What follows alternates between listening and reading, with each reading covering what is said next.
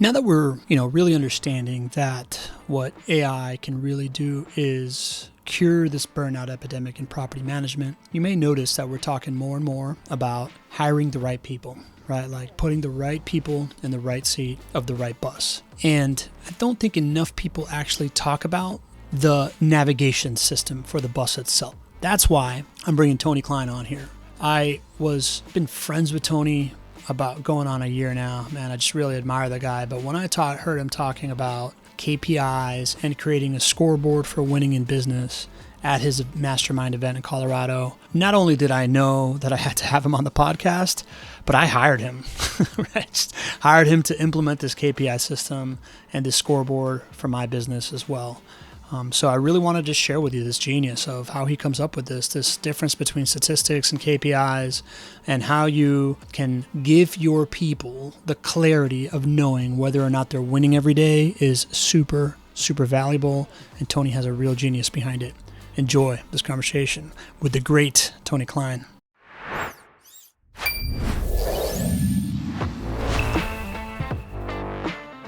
Welcome to the Property Management Frame Breakers podcast. I'm your host, Pablo Gonzalez, and I am here to introduce you to the folks in the property management space that have broken the frame of what you may believe was possible. This podcast is presented by Vendoroo. It is your all-in-one AI solution for resolving your maintenance needs. Let's go. I saw you at your event in Colorado, really cool, give a presentation on the scoreboard of your business. And within it, I think everybody as a business owner, kind of like the hardest thing to do is business is an infinite game. And how do you know when you're winning or losing in an infinite game? Like, what is the scoreboard of something like that? And it was so good, Tony, that I decided to pay you a bunch of money to be my coach and help me do it in my business. So I thought it'd be worth it to have a podcast about this.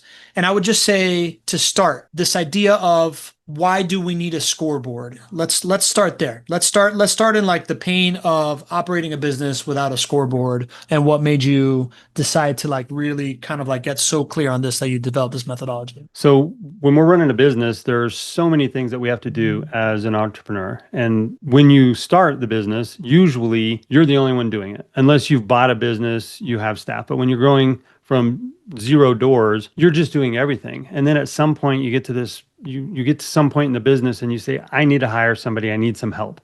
But usually when you get to that point, you're so busy that you don't take the time to tell people, number one, what they need to do, but number two, what success looks like. And so we build on that and we build on that. And then we say, well, our people don't know what to do.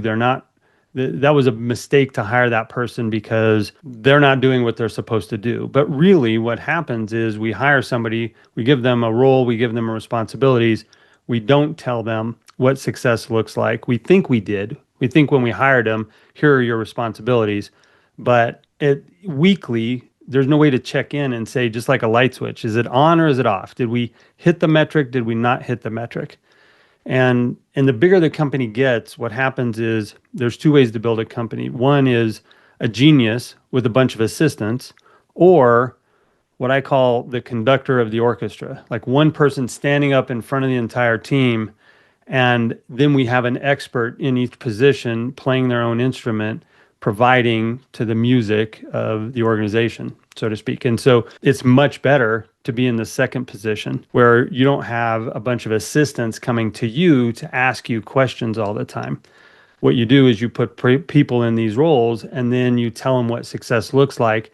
And that allows you to extract yourself from the day-to-day, but still have your finger on the pulse of what's going on in the business, because the way we create these scorecards, we know, are we hitting the most important things in our business or are we not? I love it, man. This is exactly why this so spoke to me, right? Because I wouldn't call myself a genius publicly, but you did say, I mean, that idea of just like, hey man, I'm here, I'm just kind of like this like ball of knowledge and energy and like skill set, and I have people around me that come to me for so many things that I'm afraid that I'm going to fail them, right? Like it's not even like a lack of the people around me or anything like that. It's just like my big fear when I'm running my business, my operation, is that if for whatever reason I'm not there to be able to do it, then I'm like leaving them out to dry, and I'm not putting them in the best place to win, and that doesn't feel well for them, and it's like it's an existential threat. So the idea of, we can all judge ourselves by, are we making money, are we not making money? We can judge ourselves by, was this a good quarter or bad quarter? Did we reach our big goals? We can judge ourselves based on like employee satisfaction, but if we can zoom in on day to day, week to week, was this a winning week or not, and have an objective way to do it, I truly think that that is the best form of leadership. Paint a vision, let people know exactly what the roadmap is to that vision, and then give them mile markers and wayfinding points to get there, where they know if they're on track or not. How did you develop this methodology that we're about to describe? What do you call it, Tony? Well, when I'm working with a client, we take them through what I call the championship formula. And there's a bunch of things that come, the scorecard is our core component number 7 of 7. So there's 6 things that you go through before that. And we're not going to dive too deep into that, because I want to stay focused, at least for the conversation right now, on the scorecard. But you have to have the right players playing the right positions, and you have to give them the right equipment. And then they have to be well aware of what winning looks like. So you have your policies, then your processes. So you define all of this. And once that's defined, then we say, okay, are we winning or are we losing? And so we put in place a scorecard. Now, you're going to hear a lot of people talk about KPIs. And to be honest with you, most of them get it wrong. And so I'm going to share with you the difference between an actionable KPI and a stat. So if you're familiar with EOS, there's leading indicators and lagging indicators, and those two terms are kind of similar, and one is out forward and the other one's behind, and it's just kind of confusing. So if we were a sports team, you would look at your win-loss record and you would look at your percentage. Well, the percentage is an aggregate. So it's the sum of, it's the median of, it's the average of. Those are a bunch of data points all brought together to give you one piece of data. So a lot of times when people say, I have a KPI that I'm tracking, which is our number of days vacant or number of days on the market before we lease a property. So average days on the market. Great. It's an average. So if I told you average days on market is 17 days, is that good or bad? We don't know in absence of any other data. You have to have other data points around that. And so that's where I call those stats. Those are company stats, and they're good for the ownership to track. But a KPI stands for a key performance indicator. And a lot of times people forget about the P. So, it's the performance. What are we doing for our team? How do we define what performance looks like? And so that's what we want to do. We want to break these KPIs down into actionable key performance indicators. So a stat is really hard to say, okay, well, if we are at 17 days and our KPI that people were tracking is supposed to be 14 days, how do I get, if I work for you and I'm responsible for that number, how do I get from 17 to 14 days? As your employee, I don't really know. I don't really have a way to move that needle down 14. So what we want to do is we want to take that and break that down into more actionable KPIs where we're tracking the actions that lead up to giving us the result that we're looking for under that stat. That's really attractive, man. It's funny because the word stat applies to two things, right? So the way that you said it, statistics, right? Like a statistic in a vacuum doesn't really mean much. We talk about a lot on Vendoroo. It's like a status doesn't mean much, right? Like you can have a checklist all you want, is something done or not done or whatever, but it's the story behind the status that really, really matters, that gives you the insight of what to move forward. Similarly, and we're just talking about maintenance things, right? But like similarly in any job description, the statistic and where you are at, like whatever your number is, can mean a variety of things if it doesn't have a perspective to it, an action plan to it, how to move forward. So how do you take a statistic and turn it into a KPI? Well, first I want to describe a little bit of why we want to do that.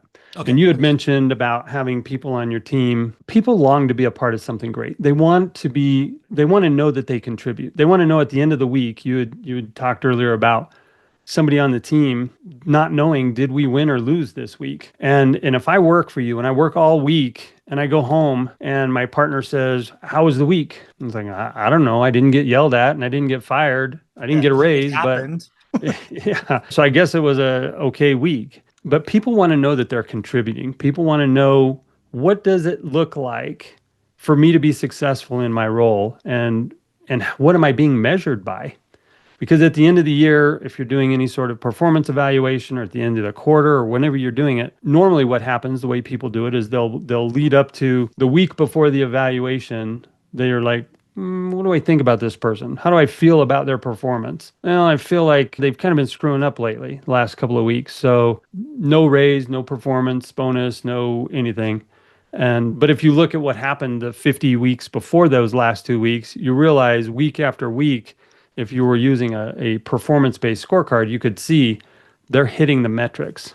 And so not only you as the employer or the entrepreneur, but also them as the teammate, they know they are meeting expectations. Okay. Yeah, I love that. So many, and this is exactly the problem I'm trying to solve, right? Like as an operation, my operation deals a lot with content, and it deals a lot with just like, did we do it or did we not do it? But there's no like real progress that I can tell people of like, how good of a job are you doing it outside of hitting deadlines and getting stuff done. And it leads to this feeling of, well, I don't know, right? Like, have I gotten better at my job, in the last year, in the last month, in the last week or not?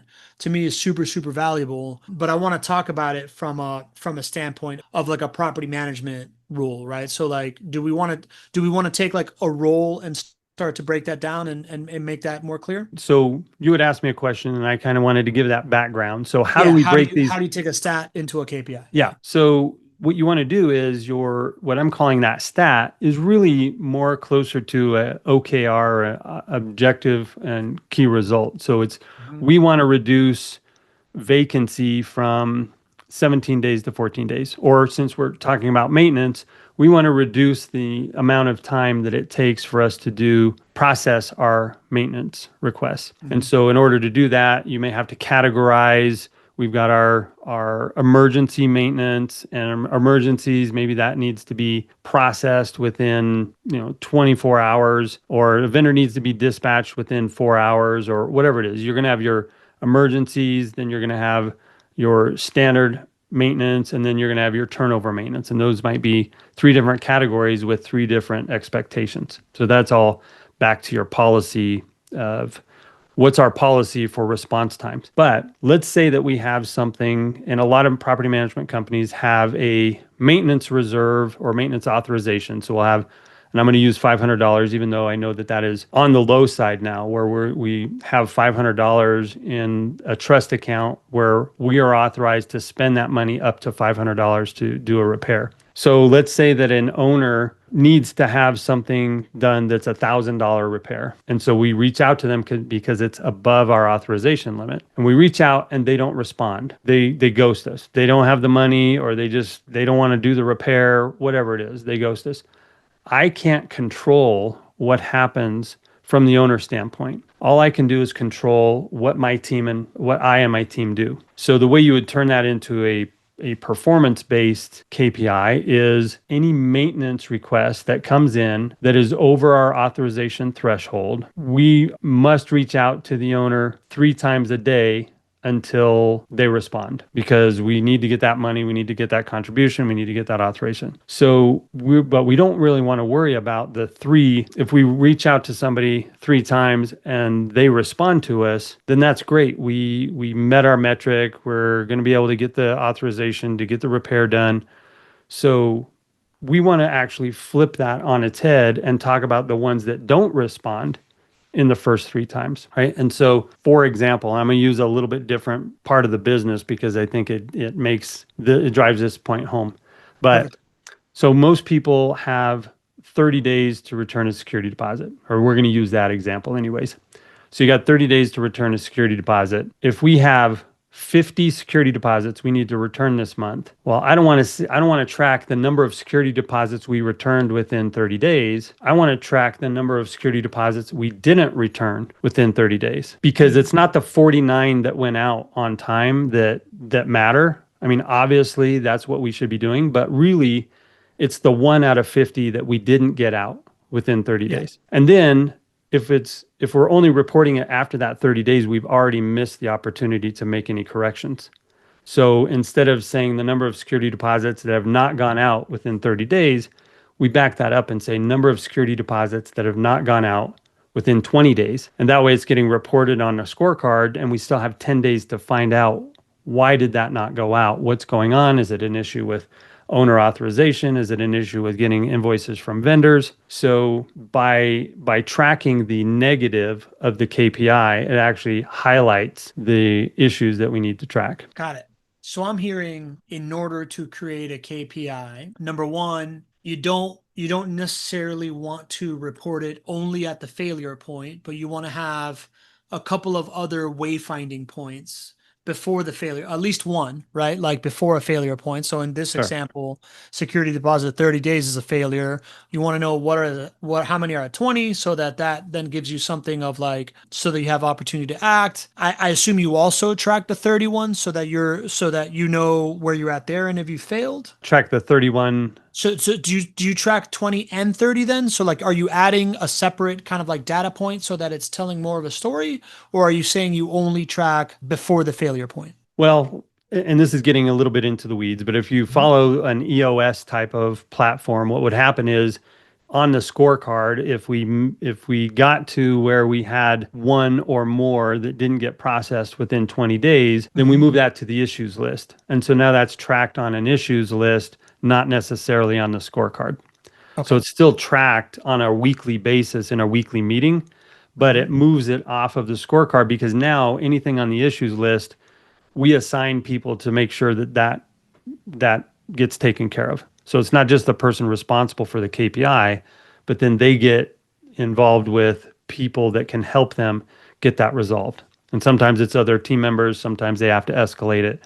But that way we're still tracking it in a way that we can resolve it, but it's not muddying up the scoreboard, because as you and I were just talking right before we started this, you don't want to have 100 items on your scoreboard, because it's really, we want to have on our scoreboard the things that really move the needle forward, that are the 3 to 5 or 1 to 3 items per employee or per team member that really emphasize, is that role winning or losing? And there's this weird conflict that happens where, as the business owner, we want, and on our scorecard that we have built out, if you miss the metric, the cell turns red. If you hit it, it turns green.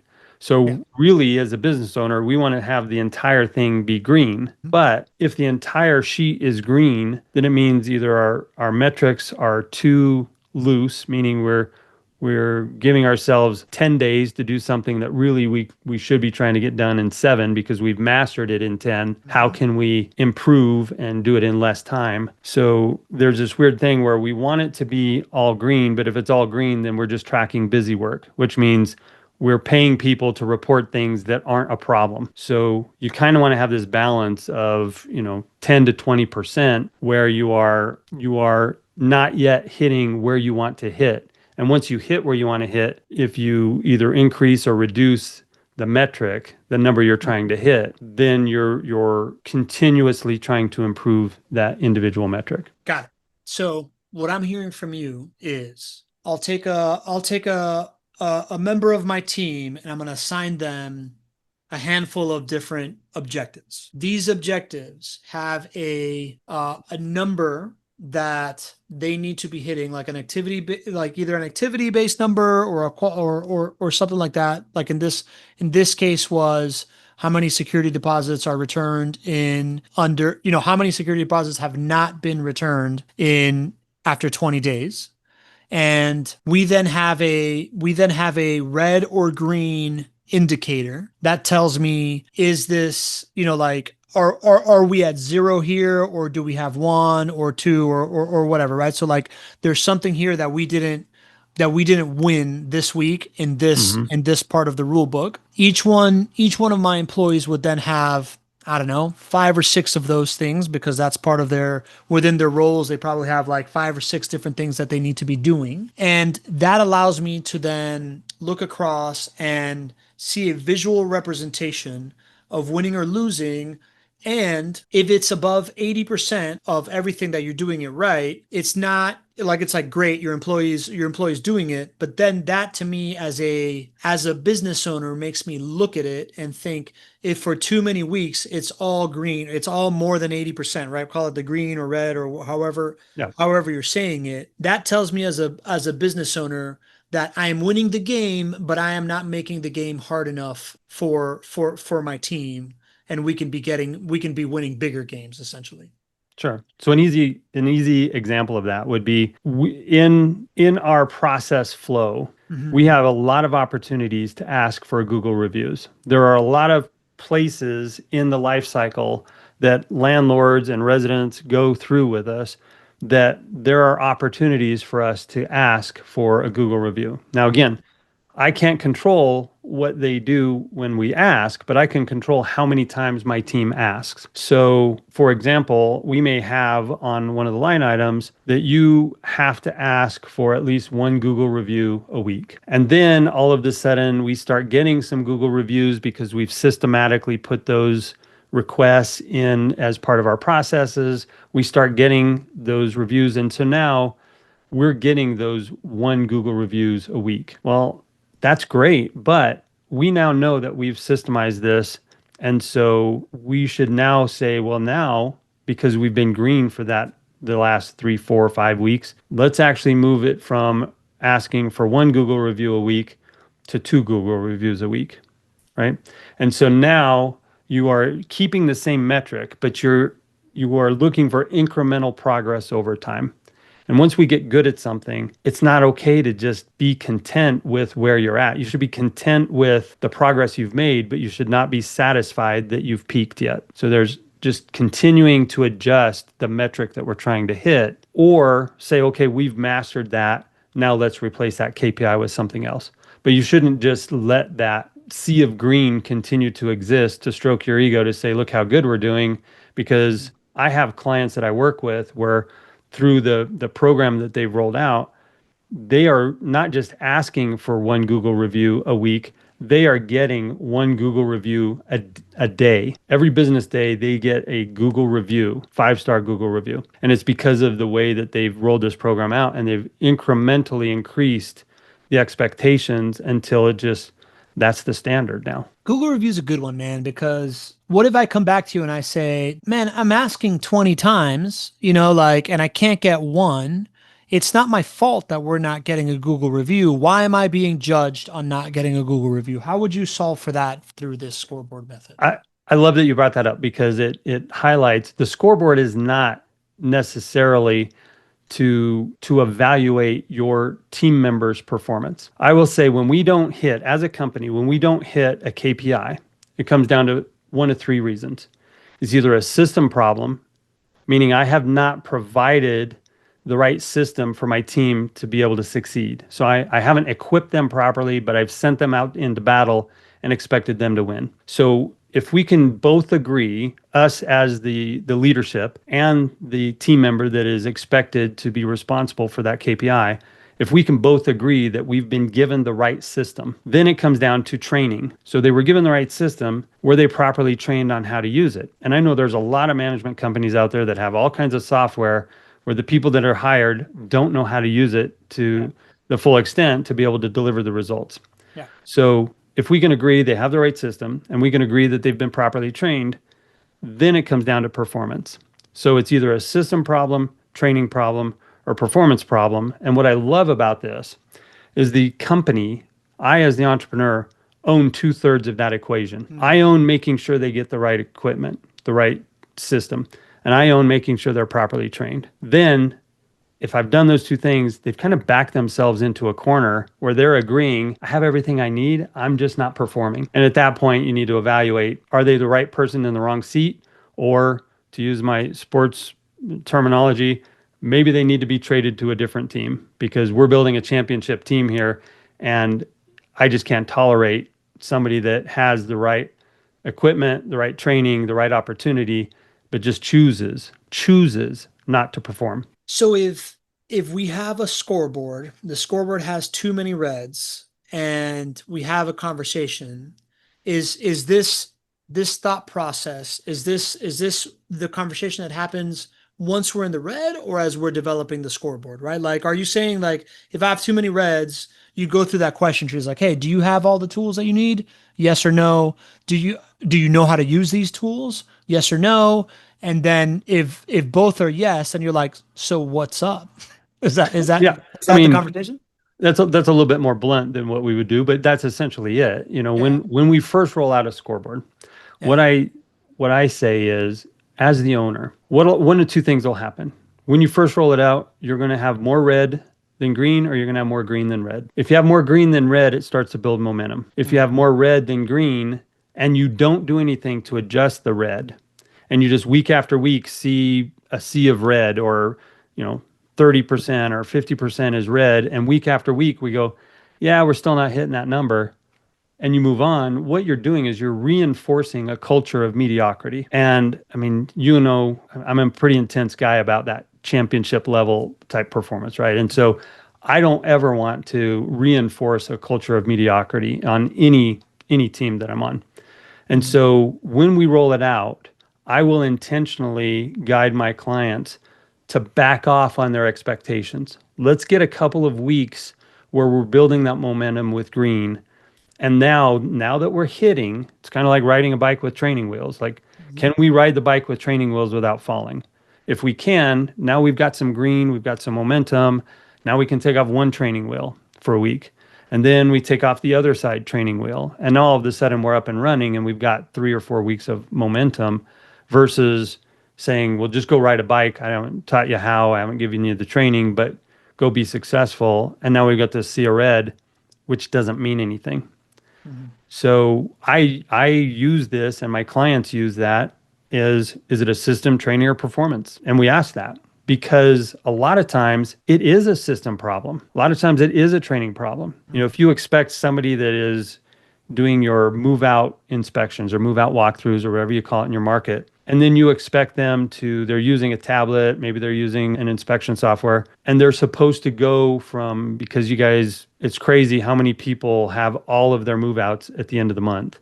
But if I'm supposed to go do all my move outs and I got 6 to do today, and I'm not getting them all done today because I have to go back and send reports from my car or submit photos and then make comments of who's responsible. Is it a tenant responsibility or landlord responsibility? That is a system problem. And if I can get that feedback from my team, they're giving me valuable field information about how to make my company better.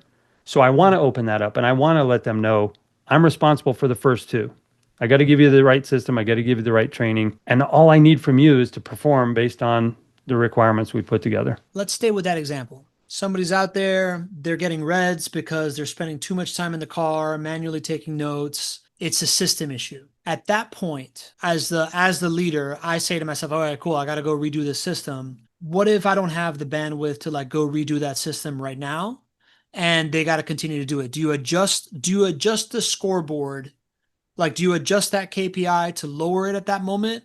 Or do you leave that going red until we can figure out how to create that system? Or, like talk me through kind of like that piece right there, like the transition between fixing the it's not a performance thing. How do you transition? So I think we're talking a little bit theoretical. And so this doesn't necessarily apply across the board for all KPIs, because if we're not hitting our security deposits being sent out by the 30th day, we can't just say, well, we're going to adjust that KPI to make it look like we're hitting it, right? So some of them we are legally or time bound to hit a certain date. But if I'm going to assign somebody a KPI, there's 3 things that I need to do to screen this responsibility through, or this KPI through. So if we give somebody a KPI, they need to have they need to own the outcome of it.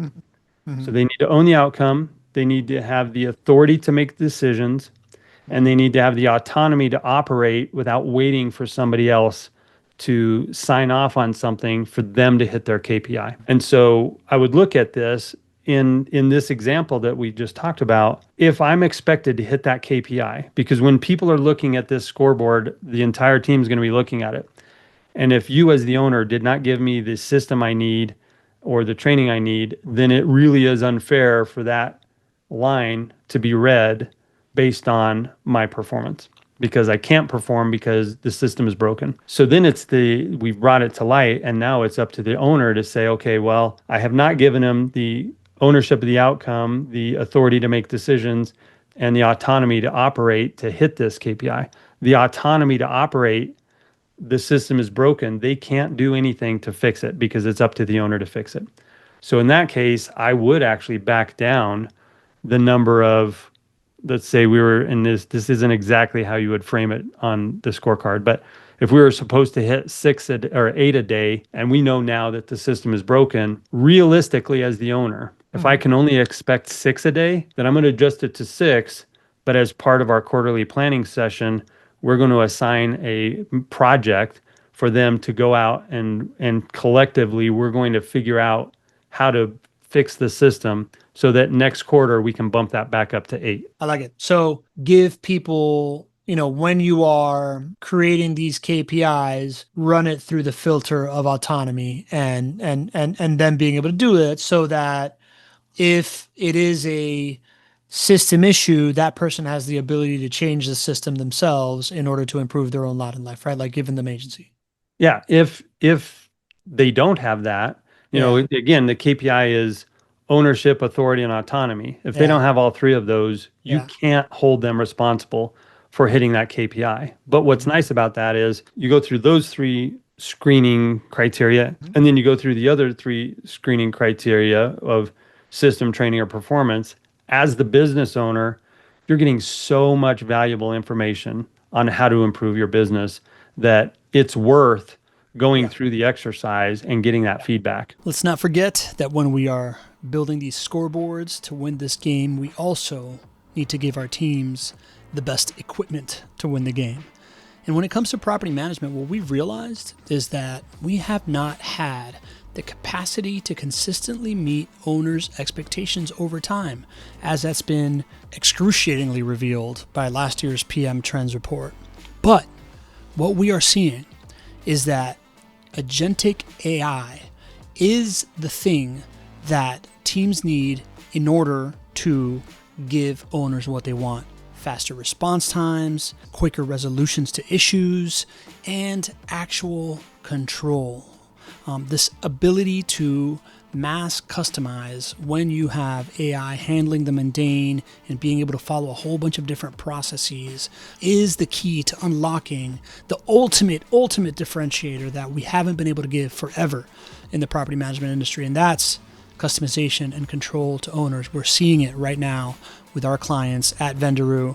Some of our clients, like we call it the 5% club. They've automated 95% of maintenance so that they can be there to give owners control, to be there during the hard times, right? Like be available and take care of things at rapid rates. So if you are interested in giving your team the best tools to right size their jobs for them with agentic AI, go to vendoroo.ai, check us out, and join the 5% club. So Tony, talk me through, if I'm somebody I'm listening to you right now, I'm like, man, I really want to do this. I'm not ready to like pay Tony to talk me through this, right? Like if I wanted to do this myself, am I hearing correctly of sitting down with each role, and like how would somebody do this on their own? Well, I think it's really important to say, do I need to do this? First of all, I have a lot of people that I talk to when I'm at conferences and the KPI subject comes up. And again, a lot of people are tracking KPIs. They think they're tracking KPIs, but they're really tracking either OKRs, which is that objectives and key results, or what I'll call a stat, right? The aggregate of data, but they're not really actionable. What I would say is, what problems are you trying to solve? Like what is crucial or critical for each one of these roles for us to track? So I would say, should I do this on my own? What problems am I trying to solve? And then we have not yet touched on why we would even want to do this in the first place. And I think sometimes in this business, especially amongst the conference crowd, they'll hear a topic and they'll latch onto it because that's what all the quote cool kids are doing. So I should look into that too. But it's like, well, that's a distraction because I don't really have a problem with that I'm trying to solve yet. Or I'm not spending the time as a leader looking forward as to what's important. So what I would say is one of the number one reasons you have a scorecard is to fix problems that are occurring repeatedly. And the other reason, which these are the entrepreneurs that I work with the most, are people that have achieved some level of success, but they have become the bottleneck. They are involved in the day-to-day a little bit more than they should be. And you've heard me sort of say in jest, I'm in the entrepreneur extraction business. My job is to pull people out of the business that they've built that now owns them and give them a way to evaluate their company and the success of their team without being in the day to day. So if you could only have 90 minutes a week of looking at your business and you had no other access to it, what would you want to have on the scorecard to discuss during that 90 minutes? And if you then didn't get another window into the business for another 7 days, what would you have on that scorecard? And I think if you look at it from that perspective, you would look at, okay, well, if I'm bringing on new properties and a property is on the market, one of my KPIs might be number of properties currently on the market longer than 14 days that have not had a price adjustment or a change in marketing description in the last 7 days. That way I know I could look at that. Having not been here for the last 7 days, I could look at this scorecard and I could see, okay, we have 13 properties on the market, but none of them have been on the market longer than the last 7 days without a price adjustment or a change in marketing description or whatever action we wanted that team member to take. Because I can't control the location. I can't control how many people apply. I can't control if those people are approved, but I can control if we don't get enough applications and we don't get anybody that's approved, I can control the fact that the market has spoken and said that price is too high. Therefore, I'm going to adjust the price. I love that example as a KPI because it's like a complex equation put into a KPI. And I love that you are not trying to be salesy by saying, before you are, going to develop a scorecard, ask yourself if you need a scorecard. I have a really hard time believing that not everybody needs a scorecard, right? Like how do you operate a business if you don't know if you're winning week to week?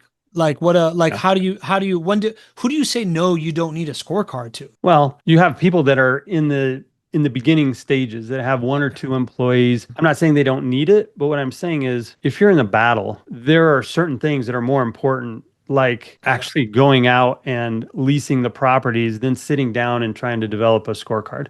So if you've got a small team and you are deeply involved in delivering the services yourself as an entrepreneur, you already know, am I doing enough showings to get these properties leased? Okay. You already know, am I processing maintenance requests? And if I'm bringing on my first assistant, it's useful, but is that the thing that rises to the top of your priority list? And so that's why I'm saying everybody, the starting on day one, you could use a scorecard. But starting on day one, you got to go get clients. There are things that are more important than that. And so I'm not saying that you don't need one, but what I'm saying is there are probably other things that are going to move the needle more for you first. And then you say, okay, we've done all of this work. We've got all this activity going. Now, what problems do I have? What problems am I trying to solve? And how do I want to track that on my scorecard? Yeah. What I'm hearing is essentially you need to have some kind of product market fit before this starts becoming a thing for you, right? Like you need to show that you know how to win to then figure out, okay, what does the scoreboard of winning looks like? And if you do it too early, it reminds me of kind of like I had a past business partner that, basically 2 years in, and we had systems for everything, but we didn't know how to get clients and we didn't know what one, how to help clients succeed. And we had, we would land 3 clients and then churn 2 of them in the first 3 months. But everything was being built into a system. And it was like, no, man, we got to focus on other things. We got to go focus on revenue and client success before we actually start to systematize everything is what you're saying. Yeah, and I think systems are super important. Yeah. They're step four or core component number four of our Yeah. the championship formula. But what you have to do is you have to have some action, some motion, and then if you're doing enough business, you're going to discover what your problems are. Like you're not going to have to go digging and saying, "Geez, I wonder if we could uncover some problems that we have." Like you can do that, but there are going to be some surface level problems that you're like, we got to fix this stuff Yeah. or we're going to have major problems. And that's what works on its way onto your scoreboard. Love it, man. Is there anything else that we haven't touched on as far as making a scorecard and creating KPIs that you think is important to talk about here? I think something that's super related to it. So it's not necessarily about the scorecard itself, but what I would say is, if you're over 250 doors or so and you don't have something like this, then one of two things is happening. You are continuing to be the person that's having to do all the work. You are the genius in the business and you are having assistants come to you and constantly be asking you questions, or you are the other where you are starting to develop, okay, I've got this point where I've been able to build a team and my team is out there and I don't know, nobody's really complaining, so we must be doing okay because I don't really have a way to track what people are doing. And so, if you're at that 200, 250, you really do need to start looking at what problems do I have now? What Mhm. problems am I trying to solve? Yeah. One of the things that I've followed with Vendoroo and what I'm doing is the tools that you guys are putting out there is Mhm. allowing people to step out of that day to day and focus on what's more important. And one of the things that we don't touch on enough in this business is what's next year going to look like for you? What tools do you need to implement? What is your change in messaging as the market changes, as legal changes? And we keep, as the entrepreneur, we feel like, well, if we were busy today, we did a good job. But really it is, if I was only busy for 2 hours today, but those 2 hours were, $1,000 an hour activities versus $20 an hour activities, I have freed myself up to focus on the things that are the most important. So your scorecard really is a tool that allows you to free yourself up to focus on the things that are way more important than you signing off on leases, way more important than you reviewing move in, move out photos and comparisons. And a lot of entrepreneurs, they get stuck in that role because they think, well, nobody could do it as good as me. What I will say is, as an entrepreneur, and I tell myself this all the time, this is something I repeat to myself all the time, I should only do the things that only I can do, and I should outsource or delegate everything else. Because if I'm the one that is supposed to be the captain of the ship, and I'm the only one that can set the course and determine the destination, but I decide to go sit down and start rowing with the rowers, nobody's at the helm. Nobody is setting the destination and we're just at a drift. And I might feel good because nobody can row as good as me, but I'm rowing instead of doing that $1,000 an hour work. You practice that, man? That was beautiful. I haven't practiced that exactly, but That I was say that amazing. quite a Yeah, bit, yeah. No, right? I'm in. I'm ready to captain the ship, man. I'm excited. You bring up a really interesting piece there, and it's that we are in a rapidly changing world right now, right? Like the capacities of AI, the regulatory changes inside property management that are really starting to affect things. Colorado's really going down it, right? Like you're in Colorado. Yeah. How often do you revisit this thing? How do you, when it comes to the scoreboard and change management, how do they relate? Well, I think it only relates if you're keeping your head up, looking for what changes you need to make, what adjustments you need to make in the industry. Back when I was running during the pandemic, I was running the Home Vault Academy webinars, Mhm. and that was my property management company. And then we merged and wound up doing some things in big scale and all of that stuff. Bunch But of things. We did a lot of things. I did a lot of things. But what happened was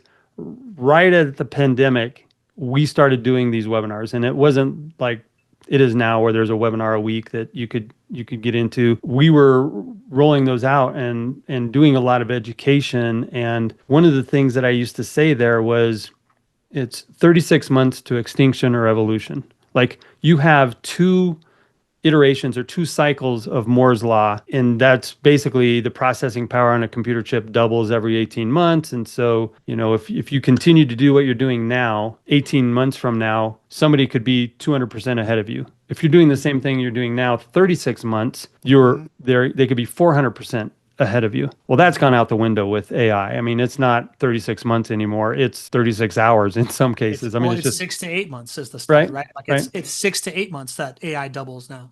Yeah. And so if you're still putting lock boxes on properties and driving around, and I don't know how many people are still doing signs, but if you're putting signs in yards, if you're still communicating with each one of your owners every Monday on the list of properties that are on the market and spending time doing that, you're not keeping your head up and looking at where the market's going, where technology is going, and you're just getting left behind.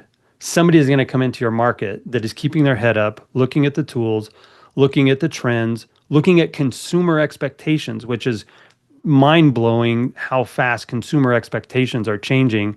If you're not keeping up with that, it'd be like if I said you have to bring a paper check in to pay your rent and you have to drive to our office to do that. Well, nobody does that anymore. There are things that you're doing in your business today that 6 months from now, people are going to be like, I'm not driving to your office to hand deliver a check. Yeah. I'm not talking to a human being or waiting for an email to come back to me. I want I want to be able to instantly at 2 a.m. when I wake up in the middle of the night saying, I'm tired of the dripping faucet. I want to put in a maintenance request and I want something to resolve that for me right then, get a resolution before I go back to bed. Those are expectations that are here. They're not coming, they're here. And if you're still doing the business the way you were doing it, months ago, and you are not keeping your head up looking for these trends, then you're down with the rowers rowing in circles and your boat's going down the drain. Well said, bud. I couldn't agree more. I feel like every time when I first got to know you, I was like, oh, this guy's tough and I want to be tough and I want to be by him. And the more time I spend with you, the more like unique genius you just continue to shine through, man. So I'm just like from the way that you host events, right? Like I really think that there's like a real genius in the events that you put together, to how you think about business, to how you describe it, man. There's something that I just really, really enjoy about hanging out with you. So I really appreciate this, man. I'm enjoying our friendship and everything we're doing together, dude. Thank you. It's been a lot of fun. I was thinking back to the amount of time we've known each other and the epic things we've done together. We've spent time in the Grand Canyon. We've spent time in Keystone at a intimate, super high value, high impact event. We've discussed the possibilities of what can happen in the Continental Divide. We did, and we should share that with the people that come to the event next time, because it's going to be a lot of possibilities. Awesome. Yeah. But no, I've appreciated our friendship, and I mean, this world is changing so fast. You hear me all the time talking about the championship team and surrounding yourself by people that have super high expectations, not only of themselves, but of each other, and how we can lift each other up. And you're definitely there for me. You're definitely part of my championship team, and appreciate you. Awesome.